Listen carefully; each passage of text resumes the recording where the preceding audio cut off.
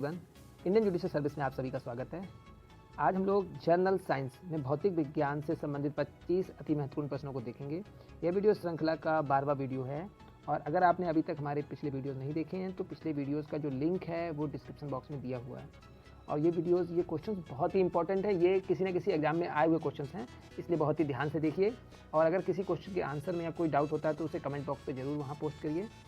अगर आपको इस वीडियो की पीडीएफ फाइल चाहिए तो पीडीएफ फाइल हमारे टेलीग्राम ग्रुप में अवेलेबल हो जाएगी और वहाँ से आप जाके उसे डाउनलोड कर सकते हैं। और अगर आपने हमारा टेलीग्राम ग्रुप ज्वाइन नहीं किया है तो टेलीग्राम ग्रुप का जो लिंक है वो भी डिस्क्रिप्शन बॉक्स में दिया हुआ है, वहाँ से जाके आप उसको लोड कर सकते हैं।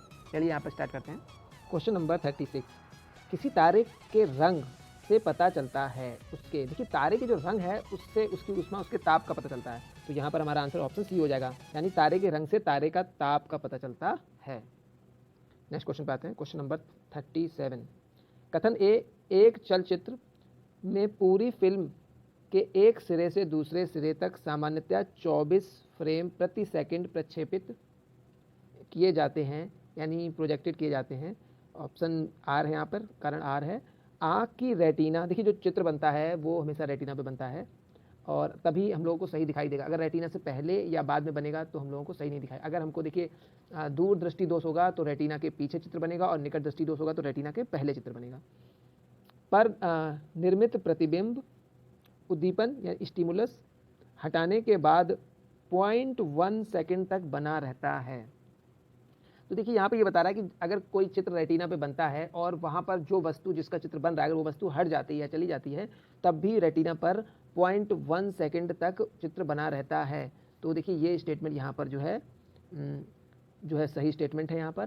तो अब ये देखिए पहला स्टेटमेंट भी सही था और दूसरा स्टेटमेंट भी सही था, परंतु ये स्टेटमेंट इस स्टेटमेंट के मतलब जो है मेल नहीं खा रहा था, स्पष्टीकरण क्लियर नहीं कर रहा था। यहाँ बता रहा है 24 फ्रेम जो है प्रति सेकंड डेवलप होते हैं, तो उससे इसका कोई लेना देना यहाँ पर नहीं है।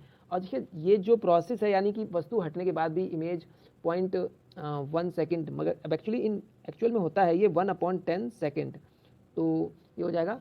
तो ये बना रहता है, तो इसको कहते क्या है? इसको कहते हैं दृष्टि निर्बंधन। दृष्टि निर्बंधन इसको कहा जाता है। अब देखते हैं ऑप्शन ए और आर दोनों सही है, बिल्कुल ठीक है, और आर ए का सही स्पष्टीकरण है, तो ये यहाँ पर गलत हो जाएगा। ए और आर दोनों सही है, आर ए का सही स्पष्टीकरण नहीं है, बिल्कुल सही यहाँ पे, तो हमारा आंसर हो जाएगा ऑप्शन बी यहाँ पे। नेक्स्ट क्वेश्चन पे आते हैं। क्वेश्चन नंबर, हाँ यहाँ पर एक चीज़ और थी, कई बुकों में यहाँ पर 1/16 दिया हुआ है, तो आप देख के बताइएगा कि क्या ये 1/16 होगा कि यहाँ पर 1/10 होगा। अगर आपको डाउट लगता है तो इसको कमेंट बॉक्स पे जरूर डालिएगा, ठीक है। तो नेक्स्ट क्वेश्चन पे आते हैं। क्वेश्चन नंबर 38, निम्नलिखित में से कौन सा कथन सत्य है? तो कौन सा कथन सत्य है? प्रकाश का वेग सबसे अधिक होता है, बिल्कुल सही। यहाँ पे प्रकाश का जो वेग होता है वो सबसे अधिक होता है और इसका वेग होता कितना है? तो 2,99,700 किलोमीटर पर सेकेंड प्रकाश की जो है स्पीड होती है। ध्वनि का वेग सबसे अधिक होता है, बिल्कुल गलत है। यहाँ पे ध्वनि के वेग से तो आजकल जो है हमारे जेट प्लेन है वो इससे कई गुना अधिक चलते हैं, देखा होगा जेट प्लेन जो है इसमें मैक जो होती है वो स्पीड, तो वो जो स्पीड है वो ध्वनि से ही होती है। 1 Mach equal to sound speed. और जितना भी आजकल जो आ रहे हैं, जो 5th जनरेशन प्लेन्स आ रहे हैं वो तो 5 मैक से भी ऊपर की स्पीड दे रहे हैं, तो जिसे हाइपरसोनिक कहा जाता है, सुपरसोनिक से भी ऊपर होते हैं। तो ये स्टेटमेंट गलत हो जाएगा। आकाशीय पिंडों का वेग सबसे अधिक होता है, ये भी गलत हो जाएगा। यहाँ पर रॉकेट का वेग सबसे अधिक होता है, तो ये भी स्टेटमेंट यहाँ पे गलत, तो ऑप्शन ए सही हो जाएगा यहाँ पे। नेक्स्ट क्वेश्चन पे आते हैं।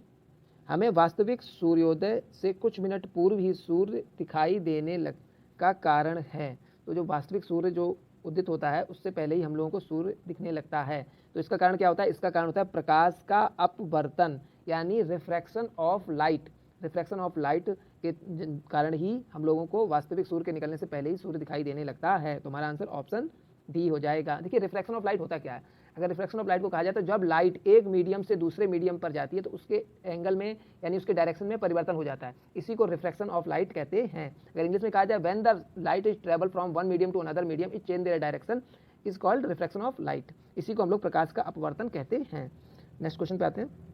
क्वेश्चन नंबर 40, पूर्ण सूर्य ग्रहण के दौरान सूर्य को सीधे देखने से आंख अपरिवर्तनीय क्षति पहुंचती है। रेटिना का जलना सूर्य की किरणों के निम्न घटकों में से किस एक के कारण होता है? देखिए यहाँ पूछा जा रहा है कि सूर्य को अगर हम अपने खुली आंखों से देखते हैं तो आंखें खराब हो जाती हैं, रेटिना में जलन होती है, तो ये किस कारण से होती है? इसीलिए देखा हो जो सूर्य किरणें होती है तो विशेष प्रकार के चश्मे और वो सब लगा के ही सूर्य ग्रहण देखा जाता है। तो ये होता किससे है? तो ये होता है अल्ट्रा वायलेट प्रकाश से। जब सूर्य ग्रहण होता है तो सूर्य की किरणें बहुत तेजी से अल्ट्रा वायलेट रेज आती हैं, जिसके कारण आंखों पर क्षति पहुंचती है। तो आंसर हो जाएगा ऑप्शन सी यहाँ पे। नेक्स्ट क्वेश्चन पे आते हैं। यदि किसी ऐनक का लेंस की पावर +2 है, डायोप्टर, देखिए जो डायोप्टर है ये एक यूनिट होती है मेजर, लेंस की पावर को मेजर करने की यूनिट है, तो इसके फोकस की दूरी होगी। तो देखिए इसको हम लोग ऐसे सॉल्व कर सकते हैं। तो जैसे मान लीजिए ये फोकस इज इक्वल टू है, तो इसका फॉर्मूला होता है focus is equal to 1/p into metre. तो देखते हैं यहाँ पे, ये देखिए फोकस निकालना है हम लोगों को, 1 आएगा यहाँ पर, पावर कितनी है 2 है, और ये मीटर हो जाएगा। तो आंसर हो जाएगा यहाँ पर, इसी कट के आएगा 0.5, परंतु यहाँ पर देखिए ये मीटर में है और आंसर हमारे सेंटीमीटर में है, तो इंटू कर देंगे इसको 100 से, मीटर को हम लोगों ने सेंटीमीटर में कन्वर्ट कर दिया। तो 0.5 को अगर हम 100 से इंटू करेंगे तो हमारा आंसर आ जाएगा 50 सेंटीमीटर। तो देखिए ऑप्शन सी यहाँ पर सही हो जाएगा। इसी प्रकार आप कुछ भी किसी भी जो है डायोप्टर, यानी अगर मान लीजिए 20 हो जाता है तो 20 को भी निकाल सकते हैं, और उसी तरह से कोई भी वैल्यू हो उसको आप निकाल सकते हैं इस फॉर्मूले को यूज़ करके। ठीक है, तो यहाँ पर हमारा आंसर हो जाएगा 50 सेंटीमीटर। नेक्स्ट क्वेश्चन पे आते हैं। Question number 42। पानी में हवा का बुलबुला वैसे ही काम करेगा जैसे करता है। तो देखिए पानी के अंदर जो हवा का बुलबुला होता है वो भी एक जो है कॉनकेव मिरर की तरह काम करता है, यानी अवतल लेंस की तरह काम करता है, जिसका फोकस दूरी बहुत दूर तक होती है। तो ये चीज़ हो जाएगा, तो हमारा आंसर हो जाएगा ऑप्शन डी यहाँ पर, अवतल लेंस की तरह काम करेगा, यानी पानी के अंदर जो हवा का बुलबुला होगा वो अवतल लेंस की तरह काम करेगा। ठीक है यहाँ पर। और अवतल लेंस होता किस तरह का? तो अवतल लेंस जो होता है इसका जो बनावट होती है वो इस तरह की होती है। तो ये हो जाता है, जब हम लोग देखिए गाड़ी की जो हेडलाइट होती है यानी, और जो सर्च लाइट होती है वो उनका फोकस बहुत दूरी तक होता है, लंबा दूरी तक मारती हैं, तो वो उन सभी में यही लेंस, अवतल लेंस का उपयोग किया जाता है। ठीक है यहाँ पर, तो आंसर हो जाएगा ऑप्शन डी। नेक्स्ट क्वेश्चन पे आते हैं, क्वेश्चन नंबर 43। जल के अंदर वायु का बुलबुला, सेम वहीं पे देखिए सेम क्वेश्चन उसी तरह का है, व्यवहार करता है। तो जल के अंदर जो वायु का बुलबुला होता है वो व्यवहार करता है।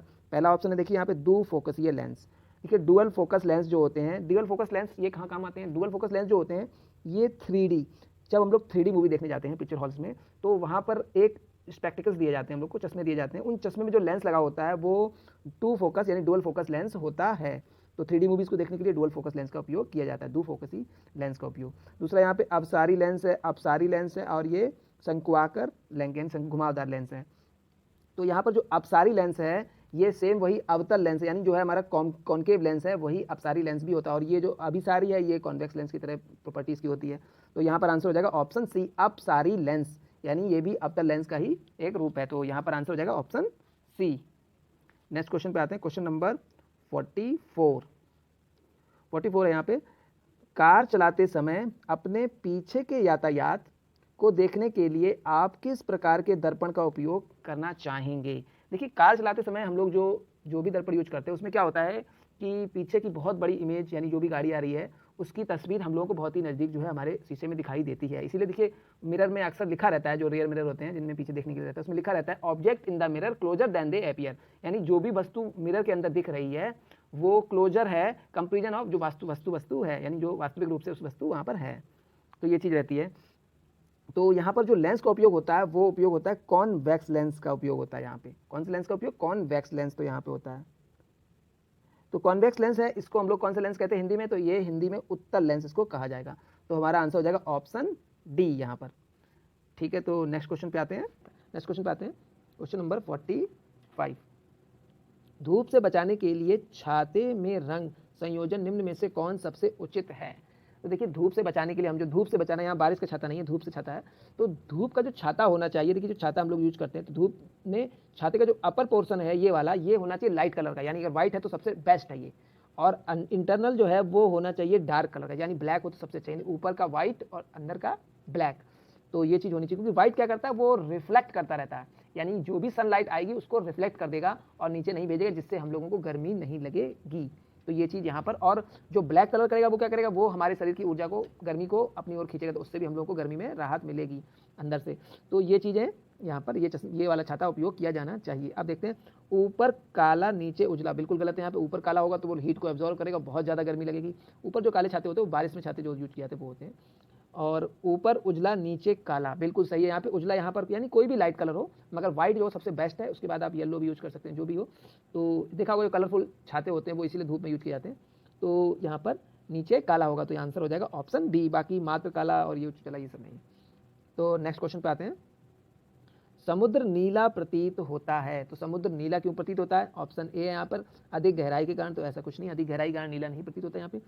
तो दूसरा ऑप्शन है आकाश के परावर्तन तथा जल के कणों द्वारा प्रकाश के प्रकीर्णन के कारण, बिल्कुल यहाँ पर सही है। यहाँ पर ऑप्शन बी सही हो जाएगा। आकाश के परावर्तन तथा जल के जो कण होते हैं उनके प्रकीर्णन के कारण ही समुद्र नीला दिखाई देता है। नेक्स्ट क्वेश्चन पे आते हैं। Question number 47। जब एक व्यक्ति तीव्र प्रकाश क्षेत्र में से अंधेरे में प्रवेश करता है, यानी कोई व्यक्ति है जो मान लीजिए कि रूम्स में अभी लाइट है और आप बैठे हुए हैं, तेजी से अचानक से लाइट चली जाए तो हमें कुछ दिखाई नहीं देता। उसके बाद कुछ देर बाद जब हमारी आंखें एडजस्ट कर लेती हैं उस माहौल को, तो हमको दिखाई देने लगता है। तो उससे कुछ समय के लिए स्पष्ट दिखाई नहीं देता है, बाद में धीरे धीरे चीज़ें दिखाई देने लगती हैं। इसका कारण है, पहला देखिए पुतली के आकार में परिवर्तन, ऐसा कुछ नहीं यहाँ पे। लेंस के व्यास और फोकस में दूरी, ये भी यहाँ नहीं हो जाएगा। अगला है रोडोप्सी और का विरंजक तथा पुनर्विरंजक, ये कुछ नहीं यहाँ पे होगा। आंखों का अंधेरे के प्रति कुछ समय में अनुकूल होना, बिल्कुल सही है यहाँ पर। तो ऑप्शन डी यहाँ पर सही हो जाता है। Question number 48। निम्नलिखित कथनों पर विचार कीजिए। तो देखते हैं यहाँ पे। पहला है आकाश के नीला दिखने का कारण प्रकाश का कम प्रकीर्णन। दूसरा देखते हैं, दूसरा ऑप्शन है यहाँ पर इंद्रधनुष के 7 रंगों के कारण प्रकाश का प्रकीर्णन, और ये तो यहाँ बिल्कुल भी रिलीवेंट नहीं है, ये तब भी यहाँ पे ठीक है। सूर्योदय के समय सूर्य लाल दिखने का कारण प्रकाश का प्रकीर्णन, बिल्कुल सही है यहाँ पे। दोनों ही रिफ्लेक्शन होता है ये, तो ये और फर्स्ट ऑप्शन और थर्ड ऑप्शन सही है। यहाँ पर इंद्रधनुष का जो प्रोसीजर है वो यहाँ पर लागू नहीं होगा। इंद्रधनुष में देखिए क्या होता है, इसमें होता है टोटल इंटरनल रिफ्लेक्शन प्लस अपवर्तन, दोनों क्रिया यहाँ पर होती हैं। अपवर्तन मतलब यहाँ पर रिफ्लेक्शन होता है और यहाँ पर ये रिफ्लेक्शन हो रहा है, तो ये यानी जो स्कैटरिंग और छितराव होता है लाइट्स का, उसके कारण ये, तो ये चीज़ यहाँ पर इंद्रधनुष वाली प्रक्रिया यहाँ लागू नहीं होगी।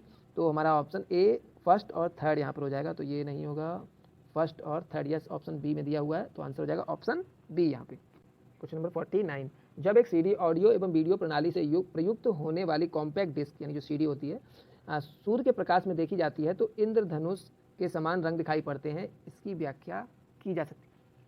तो देखिए यहाँ पे जब सीडी है, कॉम्पैक्ट डिस्क या डीवीडी है, वो हम जब सूर्य के प्रकाश में ले जाते हैं तो उसमें इंद्रधनुष दिखाई पड़ते हैं। तो वो क्यों दिखाई पड़ते हैं? तो देखिए इंद्रधनुष जैसे दिखाई पड़ते हैं वो रिफ्रैक्शन और डिफ्रैक्शन या टोटल इंटरनल रिफ्लेक्शन और अपवर्तन यानी कि यहाँ पर रिफ्रैक्शन के थ्रू दिखाई पड़ते हैं। तो देखते हैं यहाँ पे, तो यहाँ पर परावर्तन और विवर्तन यानी कि रिफ्लेक्शन और डिफ्रैक्शन, बिल्कुल यहाँ पे सही है ये। और यहाँ पर रिफ्लेक्शन और ट्रांसमिशन, तो ट्रांसमिशन का यहाँ कोई मतलब नहीं है, ये सही है यहाँ पे।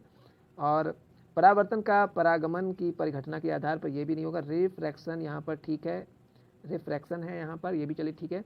विवर्तन और परागमन की परिघटना के आधार पर, तो यहाँ पर हमारा आंसर हो जाएगा ऑप्शन ए, परावर्तन और विवर्तन यानी रिफ्लेक्शन और डिफ्रैक्शन, इन दोनों घटनाओं के कारण ही इसमें ऐसा होता है, यानी कि सीडी में इंद्रधनुष के रंग दिखाई पड़ते हैं जब वो सूर्य के प्रकाश में ले जाई जाती है। नेक्स्ट क्वेश्चन पे आते हैं। Question number 50। प्रकाश तरंगों के वायु से कांच में जाने पर जो चर यानी वेरिएबल्स प्रभावित होते हैं वे हैं, तो वे हैं देखिए यहाँ पे तरंग दैर्घ्य और आवर्ती और वेग, तो वेग होते हैं देखिए यहाँ पर, तो तरंग दैर्घ्य और वेग होता है वहाँ पे। तो देखते हैं यहाँ पे, दूसरा ऑप्शन है वेग और आवर्ती, तीसरा है तरंग दैर्घ्य और आवर्ती, और चौथा है तरंग दैर्घ्य और वेग, बिल्कुल सही यहाँ पे ऑप्शन डी यहाँ पर सही हो जाएगा। एक बार प्रश्न फिर से देख लेते हैं। देखिए यहाँ पर है यानी प्रकाश तरंगों के वायु से कांच में जाने पर जो चर यानी वेरिएबल प्रभावित होते हैं, यानी जब प्रकाश तरंगे हैं वो वायु से कांच में जाती हैं तो क्या प्रभाव होता है, तो उसमें जो वेरिएबल्स चेंज आता है, तो चेंज आता है किसमें, तरंग दैर्घ्य में आता है और जो है यानी और ये आता है वेग में, इन दोनों ही चीज़ों में यानी उसकी स्पीड में और उसकी जो है वेवलेंथ दोनों में परिवर्तन आ जाता है। तो हमारा आंसर ऑप्शन डी हो जाएगा यहाँ पे। Question number 51। निम्नलिखित कथनों पर विचार कीजिए। यदि मैंजेटा रक्ताभ, नील लोहित और पीले रंग के दो वृत्त एक दूसरे को काटते हैं तो प्रतिच्छेदित क्षेत्र का रंग लाल होगा। यानी यहाँ ऐसे दो वृत्त बनाए गए हैं, जो एक मैंजेटा का है और एक पीले रंग का है, तो ये जो कलर बनेगा ये लाल रंग का बन जाएगा, यानी ब्लू और यहाँ पर येलो मिलता है तो ये लाल बन जाता है, बिल्कुल सही यहाँ पे। तो अगला देखते हैं यहाँ पे इसमें क्या दिया है। यदि सयन यानी हरिताप नीला और मैंजेटा रक्ताप नीलोहित रंग। दो व्रत एक दूसरे को काटते हों और प्रतिच्छेदित क्षेत्र का रंग होगा, यानी कैसा होगा? नीला होगा। बिल्कुल यहाँ पर सही है। देखिए ये भी हरिताप नीला है और मैंजेटा जो होता है ये रक्ताप नीलोहित होता है। तो ये दोनों जब मिल जाते तो जो बीच का जो कलर बनेगा, ये जो एरिया बनेगा ये वाला, ये जो बनेगा ये नीला रंग क्षेत्र का बनेगा। तो स्टेटमेंट दोनों यहाँ पर ठीक है, तो ऑप्शन सी यहाँ पर बन जाएगा। नेक्स्ट क्वेश्चन पे आते हैं, क्वेश्चन नंबर 52। प्रकाश का शून्य अवकाश का वेग अनुमानता है। देखिए जो प्रकाश का वेग होता है वो लगभग 3 लाख किलोमीटर पर सेकंड होता है। हम लोगों ने भी पिछले क्वेश्चन में चर्चा की थी जहाँ पर। तो यहाँ देखिए यहाँ पर उस तरह की वैल्यू नहीं दी गई, यहाँ पर शॉर्ट में वैल्यू दी गई है। तो यहाँ पर जो उनकी वैल्यू हो जाएगी वो हो जाएगी 3 × 10⁸ मीटर पर सेकेंड। तो ये यहाँ पर उनकी स्पीड बन जाएगी, यानी ये हमारे लाइट की स्पीड। और लाइट की स्पीड अलग अलग मीडियम में अलग अलग होती है। ये स्पीड जो है ये शून्य अवकाश में यानी वैक्यूम में ये स्पीड यानी जो है अंतरिक्ष में ये स्पीड प्रकाश की है। नेक्स्ट क्वेश्चन पे आते हैं। मान लीजिए पृथ्वी से पश्चगामी हो रहे एक रॉकेट यान की चाल प्रकाश के वेग की 2/10 है। रॉकेट यान में स्थित यात्रियों को जो प्रकाश नीला दिखाई दे रहा है वह पृथ्वी पर स्थित प्रक्षेपकों को, यानी जिन्होंने रॉकेट को लॉन्च किया है उन लोगों को किस रंग का दिखाई देगा? तो यानी जो पृथ्वी से जो लोग उसको छोड़े हैं उन लोगों को वह प्रकाश पीला दिखाई देगा। तो हमारा आंसर हो जाएगा ऑप्शन सी यहाँ पे। नेक्स्ट क्वेश्चन पे आते हैं, क्वेश्चन नंबर 54। जब लाल, नीले और हरे, देखिए ये तीनों ही जो रंग है RGB, रेड, ग्रीन, ब्लू, ये तीनों ही रंग प्राइमरी रंग हैं। इन रंगों के द्वारा कोई भी रंग बनाया जा सकता है। तो प्रकाश का पुंज एक स्थान पर पड़ता है तब प्रकाश का रंग हो जाता है। तो कौन सा रंग हो जाता है यहाँ पे प्रकाश का? तब प्रकाश का जो रंग हो जाएगा वो सफ़ेद हो जाएगा। यानी अगर हम लोग RG और B तीनों रंगों को मिला देंगे तो जो कलर बनेगा वो वाइट बन जाएगा यहाँ पर।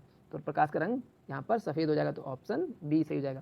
नेक्स्ट क्वेश्चन पे आते हैं। वायुमंडल में प्रकाश का विसरण का कारण है। तो वायुमंडल में जो प्रकाश का विसरण का कारण है वो होते हैं यहाँ पर धूलिकण। धूल के कण के द्वारा ही प्रकाश का विसरण होता है, यानी विस्तार फैलता है प्रकाश। तो धूलिकण के कारण होता है। ऑप्शन बी यहाँ पर सही हो जाता है।